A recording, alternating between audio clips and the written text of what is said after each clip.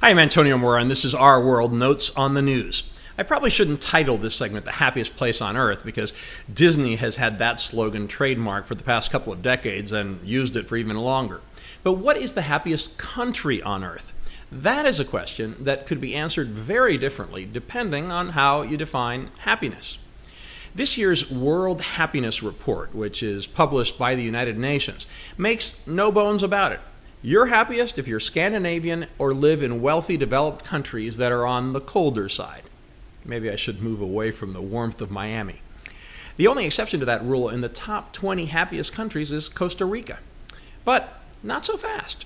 Gallup's 2019 Global Emotions Report says the 5 happiest places on Earth are all warm Latin American countries that aren't wealthy.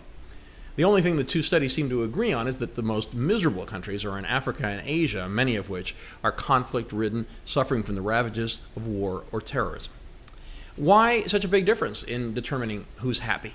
Well, the UN survey focuses on more objective measures. It looks at a country's GDP, life expectancy, corruption, and individual contributions to charity. It does, however, also include questions about positive affect, happiness, laughter, enjoyment, and negative affect, worry, sadness, anger. As a result, Finland takes the top spot, followed by Denmark, Norway, Iceland, the Netherlands, Switzerland, New Zealand, Canada, and Austria. See the pattern? The U.S. is 19th among 156 countries studied. The Gallup survey, on the other hand, is a little fuzzier, asking people about their positive and negative experiences the day before. Its results show that people in Paraguay, Panama, Guatemala, Mexico, and El Salvador had the most positive experiences. 9 out of the top 10 positive countries were Latin American, with the only exception being Indonesia. That may simply reflect a tendency in Latin culture to focus on life's positives. Almost all Latin American and Caribbean countries studied were in the top half, with only 2 outliers, Venezuela and Haiti, both of which border on being failed states. The countries with the highest negative experiences for Gallup were Chad, Niger, Sierra Leone, Iraq, and Iran.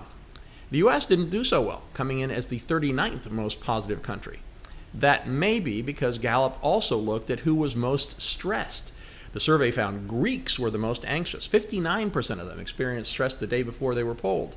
Greece has been the most stressed out country since 2012, not long after its economy was hit with a major debt crisis. 55% of us in the U.S. said we were stressed the day before. Incredibly, that's worse than Chad, which is at the bottom or near the bottom on the happiness scale in both surveys. Even as the U.S. economy soared, 45% of Americans said they feel worried every day, and 22% reported chronic anger. In looking at both lists, one of the most interesting things I found was the role of money. They say money can't buy happiness, and it clearly can't buy you a stress-free life, but countries that are in the top quarter when it comes to GDP per capita were almost certain to be among the top third in happiness in both surveys. The exceptions, interestingly, were all in Asia. Japan, South Korea, and Hong Kong, which was looked at separately from the rest of China, weren't that happy. And if you had money and lost it, you're likely to be miserable. Greece and Venezuela are painful examples. Finally, only about 1/3 of countries are less happy now than they were in 2008. The U.S. is among them, despite the soaring economy. Another paradox. All in all, having money is a good thing, but having a positive outlook on life may be even better.